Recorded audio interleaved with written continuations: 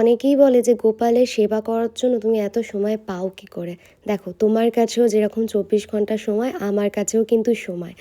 আমিও সকালবেলা আগে গোপালের কাজটা সামলে রান্না বান্না আর শ্বশুরবাড়ির এই যে এত বড় বাড়ির সমস্ত কাজ একা হাতে সামলে ঠিক সময় মতো রান্না করে গোপালকে আগে সেটা সেবা দিয়ে তারপরেই আমরা প্রসাদ পাই। আর চেষ্টা করি আমার বাড়ির সকলকে যাতে ঠিক সময় মতন, যেমন গোপালেরও একটা নির্দিষ্ট টাইম রয়েছে, তেমন সবাইয়ের জন্য একটা টাইম আমি রেখে দিয়েছি।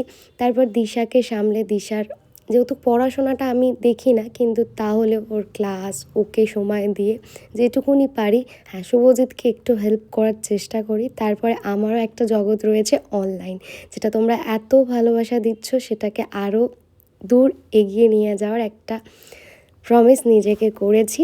২৪ ঘন্টার মধ্যে নিজের ঘুমটা হয়তো কমে গেছে, কিন্তু স্বপ্নটা আরও অনেক বড় হয়ে গেছে। ঘুমিয়ে ঘুমিয়ে কিন্তু স্বপ্ন দেখলে সত্যি কোনো দিন হবে না। সত্যি করার জন্য তোমাকে অফুরন্ত পরিশ্রম করতে হবে, যেটা ফিউচারে তোমার একটা বড় আকার ধারণ করবে। তাই একটা কথাই বলবো, যে সমস্ত মানুষগুলো অন্যের উন্নতি দেখে নিজে হিংসায় জ্বলে পুড়ে মরে, তাদেরকে বলবো দিনে ২৪ ঘন্টা সময় রয়েছে, তুমিও তোমার কাজে ফোকাস দাও, তোমারও একদিন না একদিন ঠিক হবে। ভিডিও শেষে আর একটা কথা বলতে যাই, তোমার হিংসা আমার জয়।